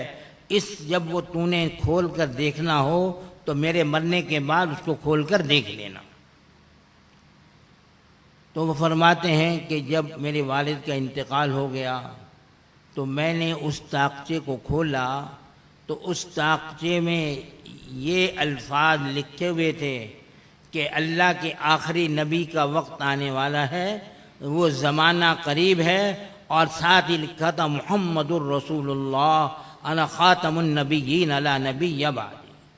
یعنی یہ فرمایا کہ اس میں ان الفاظ میں لکھا ہوا تھا، اور ان نے مجھے مرنے سے پہلے یہ کہا تھا کہ میں نے یہ بات تمہیں اس لیے نہیں بتلائی کہ کوئی جھوٹا دعوے دار پیدا ہو نبوت کا اور تم اس کے پیچھے چل پڑو، اس لیے میں نے اس بات کو چھپایا ہے۔ جب وہ نبی برحق آئیں، اللہ کے آخری نبی آئیں، اس وقت تم اس پر ایمان لے کے آنا اور ان کی بات کو قبول کرنا۔ اللہ نے پھر ان کو توفیق دی، الحمدللہ وہ مسلمان ہو کر ان نے اللہ کے نبی کی غلامیت کو قبول فرما لیا۔ تو یعنی پہلی کتابیں جتنی بھی ہیں نا، بلکہ علماء نے لکھا ہے کہ اللہ کے نبی کی ختم نبوت اور آپ کی ولادت کا دنیا کی ہر چیز بتلاتی تھی۔ یہاں تک کہ لکھا ہے بعد نے کہ ایک یہودی جو تھا مدینہ منورہ میں، حضرت حسان بن ثابت رضی اللہ تعالیٰ عنہ فرماتے ہیں، ایک یہودی مدینہ منورہ میں ایک رات ہاتھ میں مشعل لیے ہوئے پہاڑیوں کے اوپر بلندیوں پر چڑھ کر شور مچا رہا ہے، لوگوں آج وہ ستارہ طلوع ہو گیا، آج وہ ستارہ طلوع ہو گیا، آج احمد جو ہے پیدا ہو گئے، آج ان کا ستارہ طلوع ہو گیا۔ تو بار بار یہ کہہ رہا تھا، ہم لوگ جمع ہو گئے، لوگوں نے پوچھا میاں کیا بات ہے، تم کیا کہہ رہے ہو؟ تو وہ کہنے لگا کہ نبی آخر الزمان پیدا ہونا ہے اور آج وہ ستارہ طلوع ہو گیا ہے، اس لیے معلوم ہوا کہ وہ پیدا ہو گئے ہیں، اس لیے معلوم کرو کہ کہیں کسی جگہ کوئی بچہ آج رات پیدا ہوا ہے تو وہ یاد رکھو نبی آخر الزمان ہوں گے۔ وہ کہتے ہیں معلوم کیا گیا صبح مدینہ والوں نے، تو پتہ چلا کہ مکہ میں اللہ کے آخری نبی دنیا میں تشریف لے آئے ہیں۔ یعنی ستارے بھی گواہی دے رہے تھے کہ اللہ کے آخری نبی آنے والے ہیں، اور اللہ کے نبی آ کر دنیا میں اس ہدایت کی روشنی کو پوری دنیا میں پھیلائیں گے، اور اللہ جل شانہ نے الحمدللہ پھر اللہ کے نبی کے دین کو ایسا چمکایا ہے کہ پوری دنیا میں یہ دین الحمدللہ چمک رہا ہے اور قیامت تک چمکتا رہے گا۔ اور پھر میرے دوستو، اللہ کے نبی صلی اللہ علیہ وسلم جو ہے نا، یہ دیکھیے اللہ نبی نبوت کا علماء نے لکھا ہے کہ دلائل میں سے ایک دلیل یہ ہوتی ہے کہ نبی پیشن گوئی جو کرتا ہے، نبی کی پیشن گوئی سچی ہوتی، کبھی بھی نبی کی پیشن گوئی جھوٹی نہیں ہوتی۔ نبی جو بات کہے اللہ اس کو پورا کر کے دکھاتے ہیں، بخلاف مرزا غلام القادیانی کے، اس نے جو پیشن گوئیاں کی ہیں اللہ نے اس کو ذلیل و خوار کیا۔ بخاری کی روایت میں ایک عجیب قصہ لکھا ہے کہ حضرت سعد بن معاذ رضی اللہ تعالیٰ عنہ مشہور صحابی ہیں، یہ مکہ مکرمہ جب اللہ کے نبی ہجرت کر کے مدینہ چلے گئے تو یہ حضرت سعد بن معاذ رضی اللہ تعالیٰ عنہ یہ عمرہ کرنے کے لیے مکہ مکرمہ تشریف لائے۔ جب مکہ مکرمہ آئے تو ان کا دوست تھے جو امیہ ابن خلف جو تھے، وہ دوستی تھی اس سے، وہ کافر تھا جو حضرت بلال رضی اللہ تعالیٰ عنہ کو بہت زیادہ دکھ جس نے دیے ہیں اور بہت زیادہ ان کو تکلیفیں دی ہیں، لیکن ان کی زبان پر احد رہتا تھا۔ پھر ابو بکر رضی اللہ تعالیٰ عنہ کو خرید کے آزاد کیا ہے۔ تو یہ امیہ بن خلف ان کا دوست تھا، جب مدینہ سے وہ شام کی طرف جاتا تو ان کے پاس ٹھہرتا تھا، اس لیے امیہ بن خلف کے پاس آ کر سعد بن معاذ رضی اللہ تعالیٰ عنہ ان کے پاس آ کے ٹھہر گئے۔ اور ان کو کہا کہ میاں میں عمرہ کرنے آیا ہوں، اس لیے ایسے وقت میں کہ لوگ نہ ہوں تم مجھے عمرے کے لیے لے جانا تاکہ میں عمرہ کر لوں۔ مقصد یہ تھا کہ کافر دیکھیں گے اور دیکھ کر دشمنی پر اتر آئیں گے تو نقصان پہنچے گا، اس لیے کہا کہ تنہائی کا وقت ذرا دیکھنا اور تنہائی کے وقت مجھے لے کے نکلنا۔ اور دوپہر کا جب وقت ہوا تو امیہ ابن خلف حضرت سعد بن معاذ رضی اللہ تعالیٰ عنہ کو لے کے عمرے کے لیے نکلے۔ اب عمرے کے لیے جب نکلے تو اللہ کا کرنا وہ چاہ رہے تھے کوئی نہ ملے، آگے ابو جہل مل گیا۔ اب ابو جہل مل گیا تو ابو جہل نے امیہ بن خلف سے پوچھا کہ یہ کون آدمی ہے، یہ تمہارے ساتھ جو ہے یہ کون ہے؟ کہا یہ سعد بن معاذ ہیں۔ کہا اچھا، وہ جنہوں نے صابی کو پناہ دی ہے، اللہ کے نبی کو یہ صابی کہتے تھے کہ تم نے ان کو پناہ دی ہے اور ان کا ساتھ دے رہے ہو، آج تم مکہ میں اس طرح پھر رہے ہو، اگر یہ امیہ بن خلف تیرے ساتھ نہ ہوتا آج میں تیری گردن اڑا دیتا ہوں۔ اس پر حضرت سعد معاذ رضی اللہ تعالیٰ سعد بن معاذ رضی اللہ فرمانے لگے کہ دیکھ تو یاد رکھ، اگر تو نے ایسی حرکت کی، مجھے روکا، تو میں مدینہ سے تمہارا غلہ بند کر دوں گا، شام سے ایک دانہ بھی مدینہ نہیں آنے دوں گا، مکہ نہیں آنے دوں گا، اس طرح مدینہ سے تمہارا سارا غلہ روک دوں گا۔ تو ذرا حضرت سعد بن معاذ رضی اللہ تعالیٰ عنہ کی آواز بلند ہو گئی۔ اس پر امیہ ابن خلف کہنے لگا کہ سعد اتنی اونچی آواز سے بات نہ کر، یہ مکہ کا سردار ہے، مکہ کا سردار ہے، اونچی آواز سے اسے بات نہ کر۔ اس پر حضرت سعد رضی اللہ تعالیٰ عنہ کو غصہ اور آ گیا، اور جب غصہ آ گیا تو غصے میں کہنے لگے امیہ کیا بات کرتے ہو، میرے نبی نے یہ فرمایا ہے کہ تجھے میرے اصحاب قتل کریں گے، یہ میرے نبی نے فرمایا ہے کہ میرے اصحاب تجھے قتل کریں گے۔ کہتے وہ اسی وقت کانپنے لگا، کہنے لگا مجھے قتل کریں گے؟ انہوں نے یہ بات کہی ہے؟ کہا ہاں انہوں نے یہ بات کہی ہے۔ وہ کہاں قتل کریں گے؟ کہا یہ میں نہیں جانتا۔ پوچھنے لگا مکہ میں قتل کریں گے؟ کہا میں نہیں جانتا کہاں قتل کریں گے، لیکن انہوں نے یہ بات کہی ہے کہ میرے اصحاب تجھے قتل کریں گے۔ اب کافر کو اللہ کے نبی کی بات کا اتنا یقین تھا کہ آج کے مسلمان کو یقین نہیں۔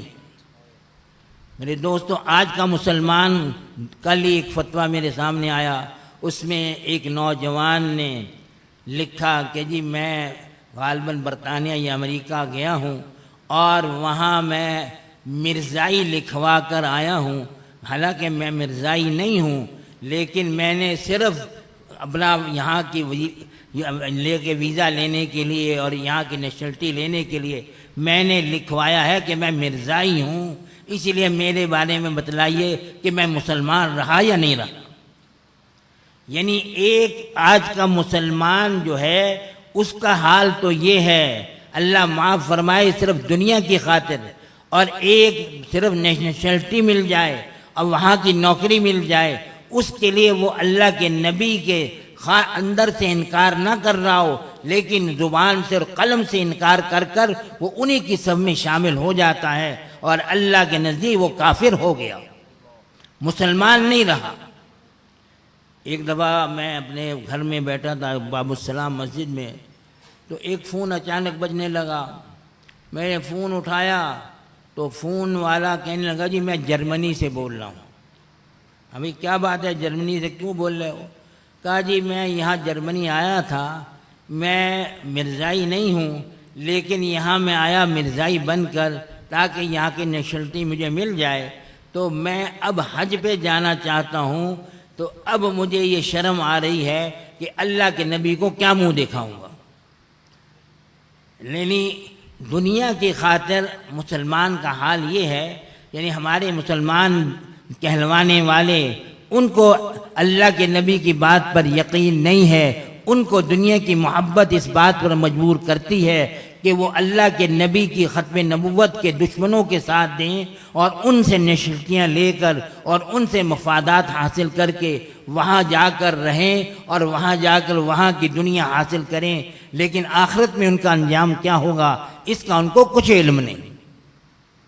لیکن ان کافروں کو اللہ کے نبی کی بات کا اتنا یقین تھا کہ امیہ ابن خلف کہنے لگا کہ اچھا میں اب مکہ سے باہر کبھی نہیں جاؤں گا، اگر وہ مجھے قتل کریں گے تو لگتا یہی ہے مکہ میں قتل کریں گے، مکہ میں وہ آ نہیں سکتے، اس لیے مکہ سے باہر جاؤں گا نہیں، اس لیے میں قتل سے بچ جاؤں گا۔ اب اللہ کا کرنا یہ گھر گیا، اب گھر جا کر اپنی بیوی سے کہنے لگا کہ وہ میرا یثربی جو مہمان آیا ہوا ہے نا، سعد بن معاذ رضی اللہ تعالیٰ عنہ کے بارے میں کہنے لگا کہ وہ یثربی مہمان میرا مجھے یہ کہہ رہا ہے کہ محمد صلی اللہ علیہ وسلم، وہ تو محمد ہی کہتے تھے کہ وہ یہ کہہ رہے ہیں کہ میرے ساتھی تجھے قتل کریں گے۔ اب اس کی بیوی بھی کانپ گئی، کہنے لگا اچھا پوچھا نہیں کہاں قتل کریں گے؟ کہا میں نے پوچھا تھا کہ مکہ میں قتل کریں گے، لیکن انہوں نے جواب دیا کہ مجھے اس کا علم نہیں۔ تو اب بیوی بھی کہنے لگی دیکھنا اب مکہ سے باہر نہیں نکلنا، مکہ میں رہنا، مکہ سے باہر نہیں نکلنا۔ کہتا میں اب نکلوں گا ہی نہیں۔ وہ اللہ کا کرنا یہ ہوا کہ وہ اللہ کے نبی قافلہ روکنے کے لیے تشریف لے گئے اور اس سے بدر کی لڑائی ہو گئی، اور بدر کی لڑائی میں اب ابو جہل بڑا لشکر لے کے نکلا ہے۔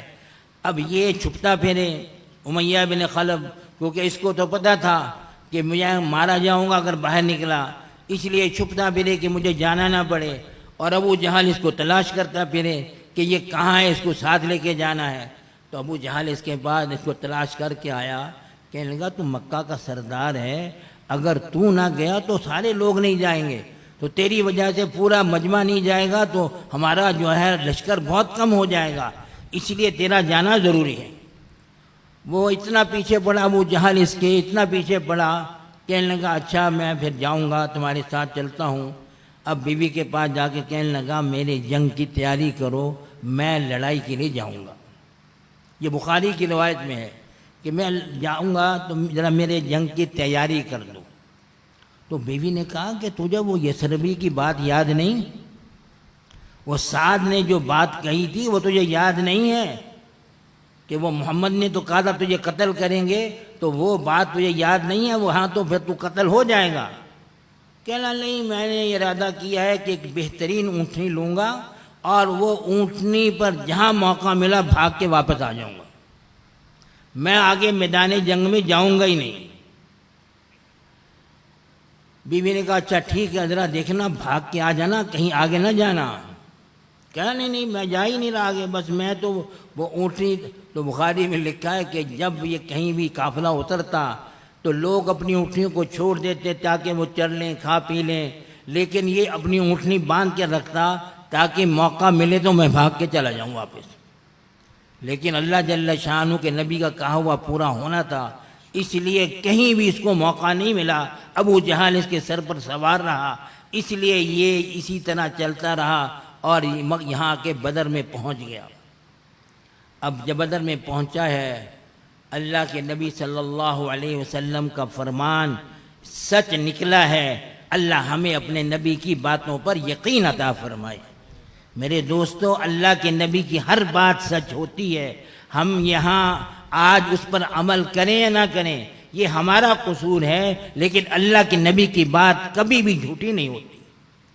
اب ہوا یہ کہ جب یہ پہنچا وہاں تو حضرت مولانا سلیم اللہ خان صاحب نے اس پر لکھا ہے، فرماتے ہیں کہ جب یہ بدر پہنچا تو اچانک نگاہ پڑ گئی حضرت بلال کی اس پر،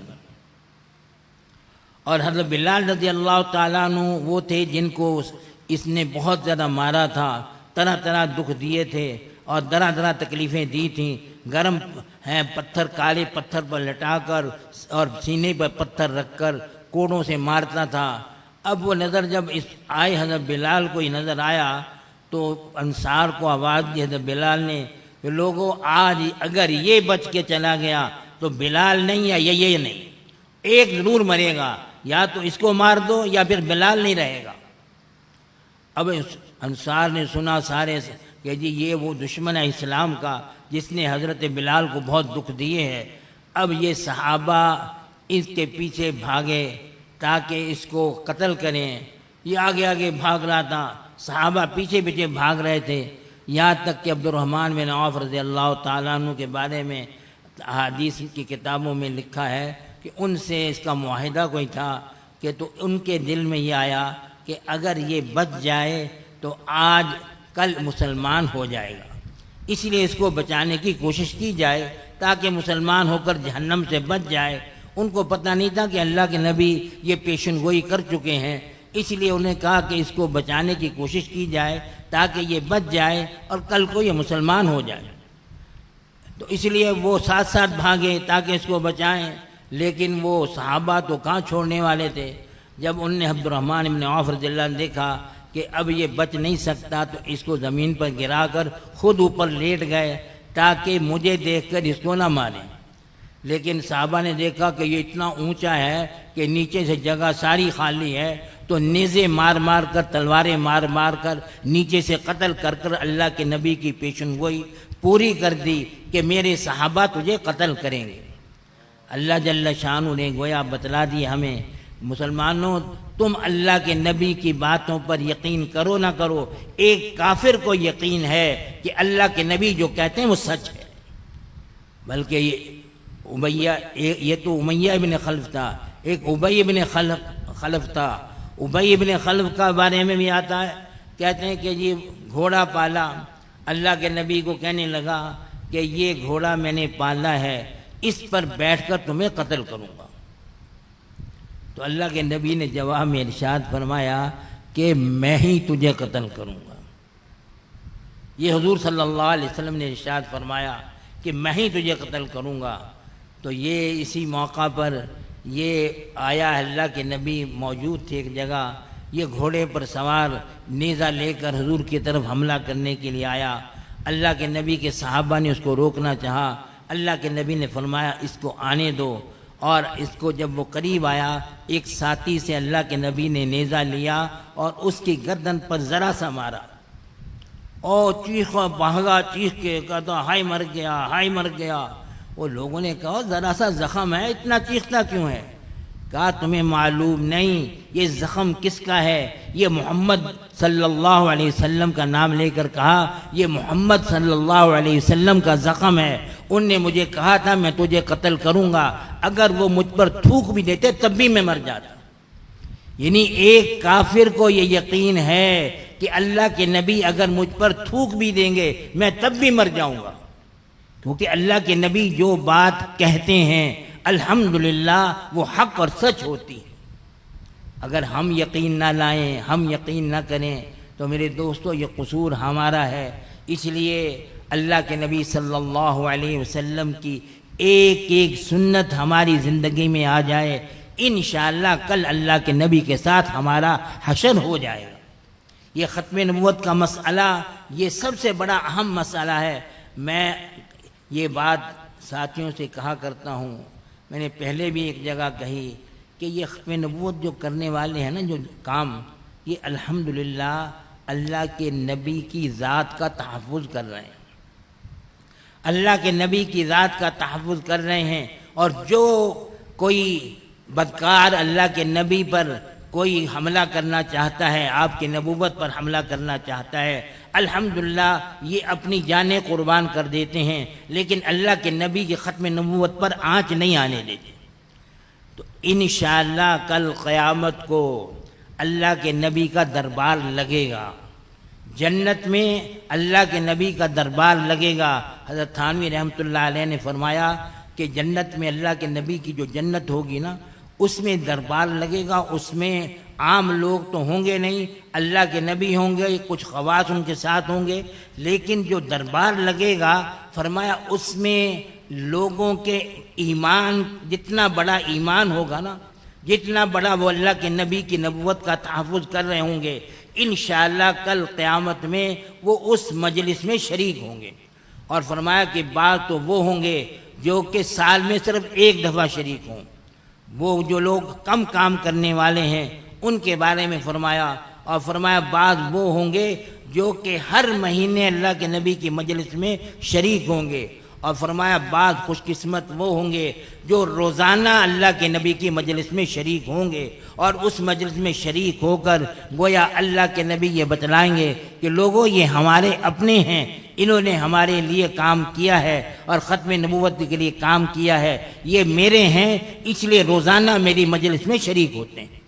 اللہ ہمیں بھی اس میں شامل فرما دے اور اللہ ہم سے بھی دین کا کام لے لے۔ اللہ ہمیں ختم نبوت کے اس کام کے لیے اللہ جل شانہ ہمیں قبول فرما لے۔ آخری بات کر کے میں بات ختم کرتا ہوں۔ میرے دوستو، اللہ کے نبی صلی اللہ علیہ وسلم خاتم النبیین ہے نا، یہ ہم کہتے ہیں ہمارا ایمان ہے، لیکن اللہ کے نبی کی نبوت کو دنیا کی ہر چیز پہچانتی تھی، یہاں تک کہ اللہ کے نبی خود فرماتے ہیں کہ ابھی مجھے نبوت نہیں ملی تھی، وہ درخت کے قریب میں گزرتا تھا تو درخت بھی کہتا تھا السلام علیکہ یا رسول اللہ، اور فرمایا پتھر کے پاس سے گزرتا تھا، پتھر بھی مجھے کہتا تھا السلام علیکہ یا رسول اللہ، اور فرماتے ہیں کہ ہر چیز جو ہے وہ مجھے سلام کیا کرتی تھی، میں آج بھی ان کو پہچانتا ہوں۔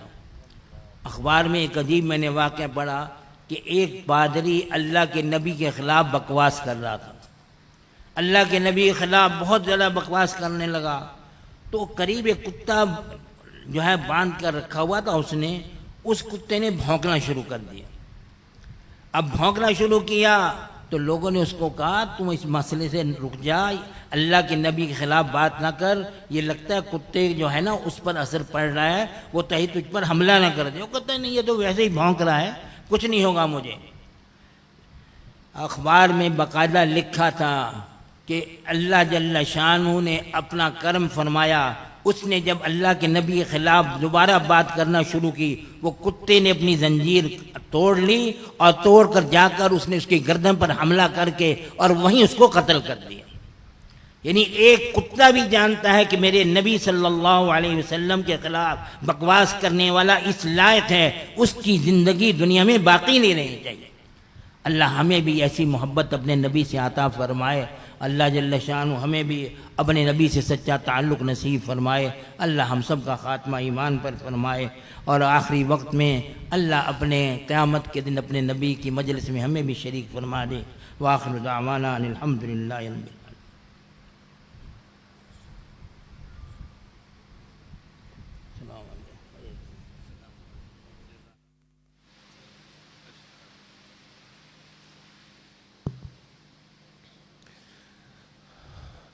ہماری آج کی اس مجلس کے مہمان خصوصی عالمی مجلس تحفظ ختم نبوت کے سرپرست یادگار اسلاف حضرت اقدس حضرت مولانا مفتی سید احمد اکاڑوی صاحب دامت برکاتہم العالیہ خطاب فرما رہے تھے، اور آخر میں یہ بات فرمائی جو جتنا اس کام کے ساتھ جڑے گا اللہ اس کو اتنا چمکا دیں گے، اور یہ چمکنا دنیا میں بھی ہوگا اور آخرت میں بھی ہوگا۔ جو جتنا اس کام کے ساتھ جڑے گا اللہ اس کو نوازیں گے، اور سچی بات ہے جو لوگ صدق دل کے ساتھ اخلاص کے ساتھ اس کام کے ساتھ جڑے، انہوں نے اسی دنیا میں اللہ کی رحمت کو اترتے ہوئے دیکھا اپنے لیے۔ براہ راست آپ علیہ السلام کی عزت و ناموس کا، آپ کی ذات کا تحفظ ہے، اور یہ سب سے اونچا کام ہے۔ اللہ رب العالمین ہمیں اس کی قدردانی کی توفیق نصیب فرمائے، اور زندگی کے آخری سانس تک اللہ ہمیں بھی، ہمارے گھر والوں کو بھی، ہماری بچوں اور مستورات کو بھی آپ علیہ السلام کی عزت و ناموس اور تحفظ ختم نبوت کے مبارک مشن کے لیے قبول فرمائے۔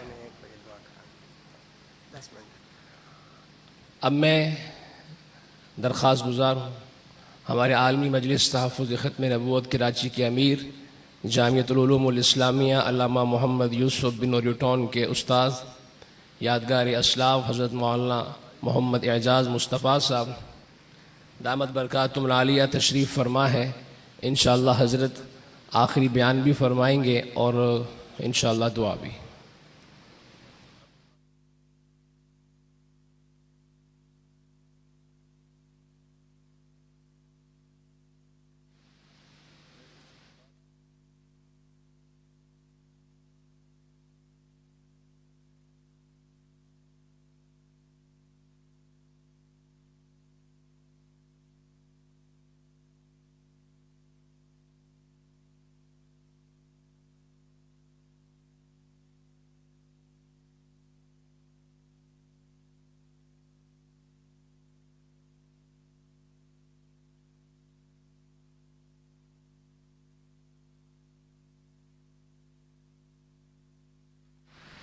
بسم اللہ الرحمن الرحیم نحمده ونصلی ونسلم علی رسولہ الکریم اما بعد اللہم صلی علی سیدنا و مولانا محمد النبی الامی وعلی آلہ و اصحابہ و اہل بیتہ اجمعین الی یوم الدین۔ قال رسول اللہ صلی اللہ علیہ وسلم فضلت علی الانبیاء بست اعطیت جوامع الکلم ونصرت بالرعب واحلت لی الغنائم وجعلت لی الارض طہورا ومسجدا وارسلت الی الخلق کافہ وختم بی النبیون او کما قال علیہ الصلاۃ والسلام۔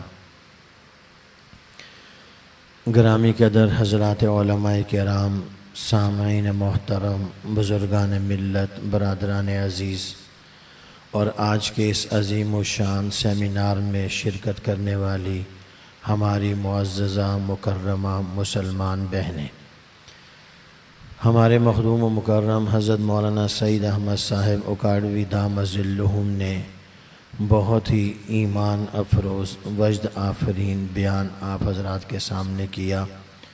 اللہ تعالی ہم سب کو ان کے ارشادات و فرمودات پر صدق دل سے عمل کی توفیق عطا فرمائے۔ آج 25 مئی سن 2025 ہے۔ 4 دن کے بعد 29 مئی آنے والا ہے۔ 22 مئی 1974 کو ملتان نشتر میڈیکل کالج کے طلباء ملتان سے سفر کر کے ناردرن ایریا کی سیر کے لیے گئے۔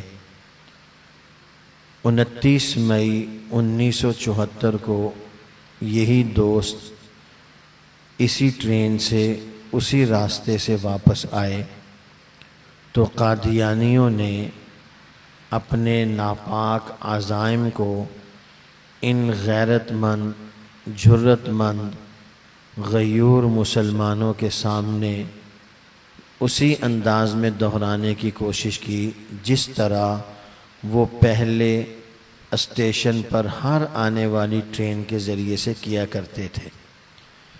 ایک وقت تھا موجودہ چناب نگر اور سابقہ ربوہ، جب ٹرین اسٹیشن پہ رکتی تھی تو قادیانی مسافروں کے درمیان مرزا غلام قادیانی کا ارتداد، الحاد، زندگا پر مشتمل لٹریچر تقسیم کرتے، الیاذ باللہ، جس میں حضرت صلی اللہ علیہ وسلم کے نام کی جگہ مرزا غلام قادیانی کا نام ہوتا، پیغمبر کے مقام کی جگہ مرزا غلام قادیانی کو مقام دیا جاتا، خلفائے راشدین کے مقام کی جگہ مرزا غلام قادیانی کے نجس نام نہاد خلفاء کے نام لکھے جاتے، الیاذ باللہ مرزا غلام قادیانی کے نام کے ساتھ علیہ السلام، مہدی موعود، مسیح موعود لکھا جاتا۔ اس کفر اور الحاد پر مشتمل لٹریچر تقسیم کرتے تھے قادیانی۔ یہی کام انہوں نے 22 مئی 1974 کو کیا۔ یہ جو ملتان نشتر میڈیکل کالج کے طلبہ تھے، ان کے ہاں کالج میں یونین کے انتخابات تھے۔ 2 گروپ تھے، ایک دایاں بازو اور ایک بایاں بازو۔ بائیں بازو والے گروپ میں ایک قادیانی کینڈیڈیٹ بھی تھا۔ اس کے خلاف دائیں بازو والوں نے کوشش کی، محنت کی۔ ملتان عالمی مجلس تحفظ ختم نبوت کے مرکز سے رابطہ کیا۔ آئینہ مرزائیت کے عنوان سے ایک لٹریچر تیار کیا گیا جو پورے ملتان نشتر میڈیکل کالج میں تقسیم کیا گیا۔ مسلمان طلبہ کرام کی ذہن سازی کی گئی۔ ہر ایک طالب علم قادیانیت کے کفر سے متعلق اچھی طرح جانتا تھا، پہچانتا تھا۔ تو جب قادیانیوں نے لٹریچر تقسیم کرنا شروع کیا تو ان مسلمانوں نے وہ لٹریچر لیا، اس کو پھاڑا، زمین پر پھینکا، پاؤں کے نیچے رون دیا یہاں تک کہ قادیانی ان مسلمان طلبہ کرام کو مارنے پیٹنے کے لیے تیار ہوئے. ٹرین چلی گئی. مرزا ناصر کا دور تھا. مرزا طاہر قادیانیوں کی تنظیم فرقان بٹالین کا سربراہ تھا. تو چنانچہ اس پورے گروپ کی واپسی کا نظم معلوم کیا گیا. 29 مئی کو یہ گروپ واپس آ رہا تھا. سرگودا، لالیاں، شاہین آباد، چناب نگر، ان تمام اسٹیشنوں سے قادیانی غنڈوں اور گماشتوں نے اس ٹرین پر سوار ہونا شروع کیا. جیسے ہی یہ ٹرین چناب نگر روا پہنچی تو ان نہتے مسلمانوں پر حملہ آور ہوئے، مارا پیٹا، خوب زد و کوب کیا. اس کی اپنی پوری تفصیلات ہیں. چنانچہ 29 مئی 1974 تحریک ختم نبوت 1974 جو چلی، اس کا باعث قادیانیوں کی یہ غنڈہ گردی تھی. کافی دیر ٹرین چناب نگر سابقہ ربوہ اسٹیشن پر رکی رہی. مولانا تاج محمود صاحب ہماری جماعت کے بزرگ رہنما تھے. امیر شریعت سید عطا اللہ شاہ بخاری، قاضی احسان شجاع آبادی، مولانا محمد علی جلندری کے دستے راز تھے، ان کے رفیق خاص تھے. چنانچہ انہیں اطلاع ملی تو حضرت خود فرماتے ہیں، تحریک ختم نبوت 1974 کی کہانی حضرت مولانا تاج محمود کی زبانی. وہ خود لکھتے ہیں کہ جب مجھے اطلاع ملی تو میں نے اپنے کارکنوں کے ساتھ رابطہ کیا. کارکن ہر تنظیم کی جان ہوتا ہے. وہ بوڑھا ہو، وہ جوان ہو، وہ بچہ ہو.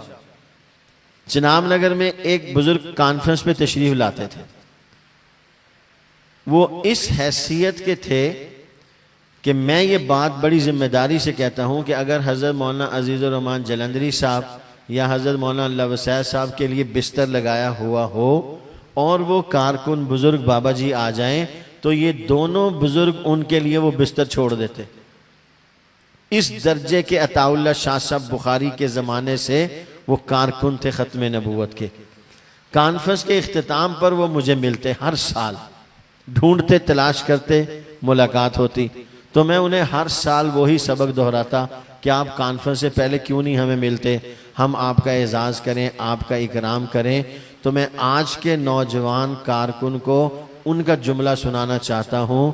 تو وہ لائن میں لگ کے 10 روپے کا ٹوکن لے کر لنگر میں جا کر کھانا کھاتے تھے. تو میں انہیں کہتا کہ آپ ہمیں پہلے کیوں نہیں بتاتے، ہم آپ کا اعزاز کریں، اکرام کریں، آپ کو کمرے میں جگہ دیں. تو وہ آگے سے مجھے کہتے قاضی صاحب کیا ہوا، ہم بوڑھے ہو گئے، ہمارے دانت نہیں رہے، لیکن ہم آج بھی کارکن ہیں ختم نبوت کے. عطا اللہ شاہ بخاری نے ہماری یہ تربیت نہیں کی کہ ہم کارکن ہونے کے بعد اپنے آپ کو کسی اور جگہ پر لے جائیں. تو کارکن جماعت کی جان ہوتا ہے، اور کارکن کو جماعت اور کاز عزیز ہوتا ہے، اپنی ذات نہیں. یہ میرا جملہ اپنے دل پہ لکھ کے لے کے جاؤ. اگر میں اور آپ اپنی ذات کے لیے جڑے ہیں تو بیکار ہے. اپنا قد کاٹ بنانے کے لیے میں اس کام کے ساتھ جڑا ہوں تو بیکار ہے. اور اگر میں اس کام کے لیے اس کام کے ساتھ جڑا ہوں تو خدا کی قسم کوئی قد کاٹ نہیں بھی دے گا تب بھی اللہ تعالیٰ عزت عطا فرمائیں گے، تب بھی اللہ تعالیٰ عزت عطا فرمائیں گے. تو کارکن جان ہوتا ہے. میں آپ اس جماعت کے کارکن ہیں، اس کاز کے ہم کارکن ہیں. ہم نے زندگی کے آخری سانس تک اپنے آپ کو رسول اللہ صلی اللہ علیہ وسلم کی عزت و ناموس کے تحفظ کا سپاہی اور کارکن بنا کے رکھنا ہے. کل قیامت والے دن انشاءاللہ الرحمن میرا ایمان ہے اللہ کریم ہمیں اپنے فضل و کرم سے ان انعامات سے نوازیں گے جن کا میں آپ تصور بھی نہیں کر سکتے. جو نوکر اپنے مالک سے، جو غلام اپنے آقا سے وفادار ہوتا ہے، جب اسے آقا کی وفاداری کی ضرورت پڑتی ہے تو کبھی بھی آقا اپنے نوکر اور اپنے وفادار غلام کو فراموش نہیں کرتا. وہ سب کچھ پسے پش ڈال کے اپنے وفادار نوکر اور غلام کو ترجیح دیتا. ہم نے اللہ کے نبی کے وفادار، بیدار، تیار غلام بننا ہے۔ غلام اور نوکر میں فرق ہوتا ہے، نوکر تنخواہ دار ہوتا ہے، غلام وفادار ہوتا ہے۔ غلام کو کسی بھی قسم کی اپنے آقا سے کوئی طمع نہیں ہوتی، یہ غلام اپنے آپ کو اپنے آقا پہ فنا کر چکا ہوتا ہے۔ ہم اللہ کے نبی کی ختم نبوت کے تحفظ کے غلام ہیں، اور اسی غلامی میں ہم انشاءاللہ جئیں گے، اور اسی غلامی میں ہم اپنی جان دیں گے انشاءاللہ۔ یہ ہمارا ایمان ہے۔ یہ تحریک ختم نبوت 1974 کا باعث یہ 29 مئی کا واقعہ تھا۔ وہ کارکن ذہناً تیار تھے۔ جب ان کے سامنے قادیانیوں نے یہ حرکت کی تو الحمدللہ ان مسلمان کارکنوں نے، طلبہ کرام نے مکمل مزاحمت کی جس کو قادیانی برداشت نہیں کر سکے۔ یہ وہ وقت تھا کہ آپ کے پاکستان کی ایئر فورس کے اندر قادیانی تھے، قادیانی۔ وہ ربوہ چناب نگر قصر غلازت میں بیٹھے ہوئے مرزا ناصر کو پاک فضائیہ کے طیارے سلامی دیا کرتے تھے۔ آن دا ریکارڈ سب کے سامنے یہ بات عرض کر رہا ہوں، سینہ میٹر نہیں، پرنٹڈ گزٹ ہے، چھپی ہوئی باتیں ہیں، چھپی ہوئی نہیں ہیں۔ یہ وہ وقت تھا۔ چناب نگر ربوہ میں مرزا ناصر کا طوطی بولتا تھا، ایک سیاسی جماعت کی حمایت بھی کی۔ قادیانی غنڈوں نے مسلمان طلبہ کرام کو زد و کوب کیا، اس کی پاداش میں تحریک چلی۔ مولانا تاج محمود نے فرمایا کہ میں نے اپنے کارکنوں سے رابطہ کیا، یہاں سے بات دائیں بائیں ہو گئی، کارکنوں سے رابطہ کیا۔ مولانا تاج محمود کا جملہ غور سے سنو، دل کی تختی پہ لکھو۔ فرمانے لگے جب میں اپنے کارکنوں سے رابطہ کر کے 22 گھنٹے کے بعد، 24 گھنٹے کے بعد، 36 گھنٹے کے بعد نہیں، آدھے گھنٹے کے بعد جب فیصل آباد اسٹیشن پر پہنچا تو پاؤں رکھنے کی جگہ نہیں تھی۔ اللہ کے نبی کی ختم نبوت کے محافظ اس طرح اسٹیشن پر موجود تھے۔ آپ کو مجھے بلایا جائے، میرا آج یہ کام ہے، میری آج یہ مصروفیت ہے، میں نے شادی پہ جانا ہے، میں نے بیگم کو لے کے جانا ہے، میں نے فلان جگہ جانا ہے، آج ٹوڈے از سسرال ڈے، آج سسرال ڈے ہے، سسرائیل ڈے ہے، میں نے آج وہاں جانا ہے، آج میں سیمینار میں نہیں آ سکتا، آج ختم نبوت کے کام کی چھٹی ہے۔ آدھے گھنٹے میں مولانا تاج محمود کہتے ہیں میں جب اسٹیشن پہنچا کان پڑی آواز نہیں سنتی تھی، آسمان کی بلندیوں کو چھونے والے تحفظ ختم نبوت کے نعرے لگ رہے تھے، پاؤں رکھنے کی جگہ نہیں تھی۔ مولانا تاج محمود نے فیصل آباد ریلوے اسٹیشن کی چھوٹی سی ایک دیوار تھی، میں نے وہ دیوار دیکھی، اس دیوار پر کھڑے ہو کے مولانا تاج محمود نے اپنے ان زخمی طلبہ کرام کو جنہوں نے اللہ کے نبی کی ختم نبوت کے تحفظ کے لیے مار کھائی، جن کے جسم سے خون اللہ کے نبی کے نام پہ نکلا، جنہیں اللہ کے نبی کی ختم نبوت کی گواہی کی پاداش میں مارا گیا، مولانا تاج محمود فرماتے ہیں میں نے اپنے ان عزیز طلبہ کرام کو مخاطب کر کے کہا اے میرے بیٹو، تمہارے جسم سے نکلنے والے خون کے ایک ایک قطرے کا قادیانیوں سے حساب لیا جائے گا۔ پھر اللہ کریم نے کرم فرمایا، اللہ کے نبی کی عزت و ناموس کا اعجاز تھا، پورے پاکستان کے مسلمان بغیر کسی امتیاز و تفریق کے تحفظ ختم نبوت کے پلیٹ فارم پر جمع ہوئے، قادیانیوں کو غیر مسلم اقلیت قرار دلوانے تک محنت جاری رہی اور الحمدللہ اس محنت میں کامیاب رہے۔ یہ اسی محنت کا تسلسل ہے۔ ابھی 24 یا 25 جھوٹے مدعیان نبوت آئے ہیں، 5 یا 6 ابھی اور آنے ہیں، انہیں کوئی دنیا کی طاقت نہیں روک سکتی۔ میں آپ زمین سے لے کے آسمان کی بلندیوں تک تحفظ ختم نبوت کا کام کریں، یہ 4 5 6 جھوٹے مدعیان نبوت آنے ہی ہیں۔ ہاں میرے آپ کے ذمے ان کا تعاقب ہے، مسلمانوں کے ایمان کا تحفظ ہے۔ ہماری جماعت کے کام کا خلاصہ 2 لفظوں میں اپنے بزرگوں کی موجودگی میں پہلے بھی کہہ چکا ہوں، ایک مرتبہ پھر کہتا ہوں، ہمارے اس پورے پروگرام کا خلاصہ، جماعت کے کام کا خلاصہ حفاظت ایمان اور دعوت ایمان ہے۔ مسلمانوں کے ایمان کی حفاظت، اس کے جتنے ذرائع ہیں ہم نے اپنانے ہیں۔ قادیانیوں کو دعوت اسلام دینے کے جتنے ذرائع ہیں وہ ہم نے اپنانے ہیں۔ یہ سیمینار بھی اسی مشن کو زندہ رکھنے کی ایک کڑی ہے۔ آج کے سیمینار میں ہم ارادہ کر لیں، دامے درمے قدمے سخنے جیسے بھی ہو، ہم نے اپنے آپ کو اس عظیم ترین کار خیر میں لگانا ہے، لگانا نہیں، اپنی نسلوں کو لگا کے جانا ہے۔ ہم نے ایسا کام کر کے جانا ہے کہ ہمارے بعد ہماری نسلیں اس کام کے ساتھ وابستہ رہیں، ہمیں قبر میں ان کے کام کی وجہ سے چین اور سکون مل جائے۔ میں شکر گزار ہوں پروگرام کے منتظمین کا، اپنے اکابرین کا، جو ہمارے سروں پر دست شفقت رکھنے کے لیے تشریف لاتے ہیں۔ اللہ تعالی ہماری اس حاضری کو قبول فرمائے۔ ایک مختصر سا چھوٹا سا اعلان سن لیجئے۔ عید الاضحیٰ کی چھٹیوں میں آپ کی جماعت عالمی مجلس تحفظ ختم نبوت کے زیر اہتمام آپ کے مرکز نمائش ختم نبوت میں مختصر سا پر اثر ایک ریفریش کورس رکھا جاتا ہے تحفظ ختم نبوت کے عنوان پر۔ 10، 11، 12، 13 جون، منگل، بدھ، جمعرات، جمعہ، منگل، بدھ، جمعرات، جمعہ، 10، 11، 12، 13 جون، صبح 8 بجے سے لے کر دوپہر 12:30 بجے تک۔ نہ اس میں کوئی عمر کی قید ہے، نہ کوئی تعلیم کی قید ہے، نہ کوئی داخلہ فیس ہے۔ ہر مسلمان کو اس میں شرکت کرنے کی اجازت ہے۔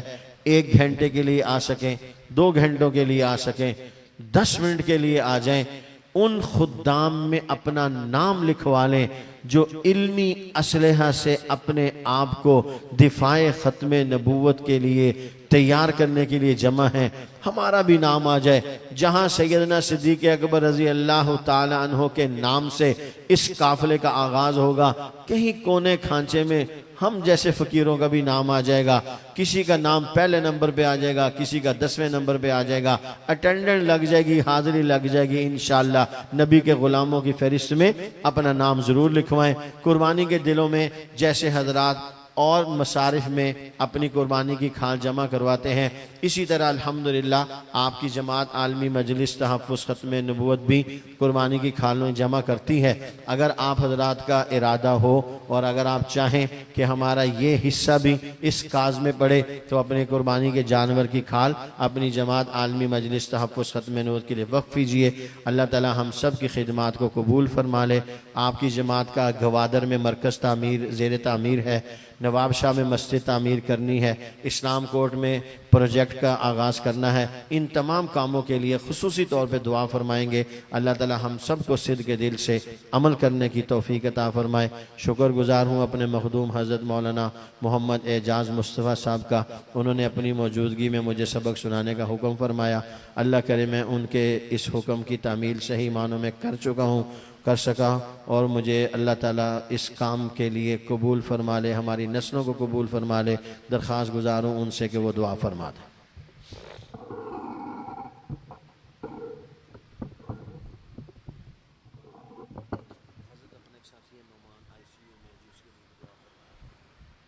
ہمارے ایک ساتھی ہیں بھائی نعمان، وہ بیمار ہیں، ہسپتال میں ہیں، ICU میں، ان کے لیے بھی دعا کریں، اللہ ان کو صحت عافیت عطا فرمائے۔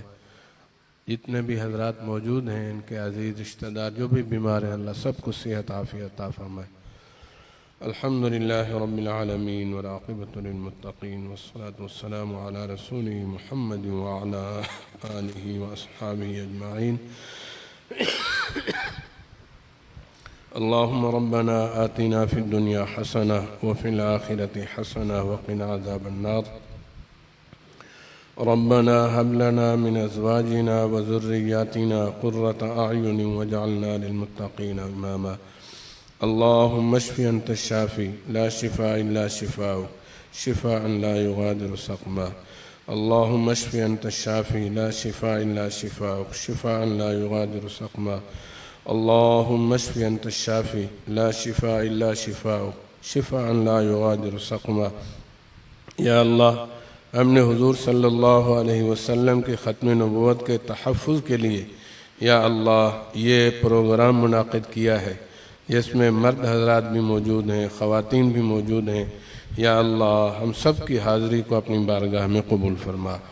یا اللہ جتنے حضرات موجود ہیں، خواتین موجود ہیں، یا اللہ ان کے گھروں میں یا اللہ جو بھی جائز حاجات ہیں، جو بھی یا اللہ پریشانیاں ہیں، مسائل ہیں، یا اللہ اس عمل کی برکت سے یا اللہ سب کے مسائل کو حل فرما، سب کی جائز حاجات کو پورا فرما، سب کی پریشانیوں کو دور فرما۔ یا اللہ ہم سب کا خاتمہ ایمان پر فرما، اور آخرت میں ہم سب کو حضور صلی اللہ علیہ وسلم کی شفاعت نصیب فرما۔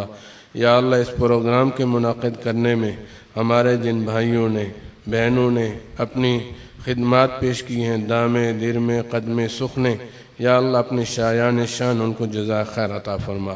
یا اللہ یا اللہ گلستان انیس کے جو بھی ذمہ داران ہیں، یا اللہ حضور صلی اللہ علیہ وسلم کی ختم نبوت کے لیے اپنا یہ حال پیش کرتے ہیں، یا اللہ ان کی اس محنت کو بھی اپنی بارگاہ میں قبول فرما۔ یا اللہ ہماری دعاؤں کو قبول اور منظور فرما۔ یا اللہ ہم وہ تمام خیر اور بھلائیں آپ سے مانگتے ہیں جو حضور صلی اللہ علیہ وسلم نے آپ سے مانگی ہیں، وہ تمام خیریں اور بھلائیں ہم سب کو نصیب فرما۔ یا اللہ ہم ان تمام چیزوں سے پناہ مانگتے ہیں جن سے حضور صلی اللہ علیہ وسلم نے پناہ مانگی ہے، یا اللہ ان سب چیزوں سے ہم سب کو پناہ عطا فرما۔ ربنا تقبل منا انك انت السميع العليم وتب علينا انك انت التواب الرحيم۔ صلی اللہ تعالی علی خیر خلقہ سیدنا محمد وعلی آلہ واصحابہ اجمعین، آمین آمین برحمتک یا ارحم الراحمین۔ جزاکم اللہ احسن الجزاء۔ یہ مجلس کی کتابیں اور لٹریچر اس کا بھی سٹال لگا ہوا ہے، دوست شوق رکھنے والے یہاں سے بھی ہوتے ہوئے جائیں۔ جزاک اللہ۔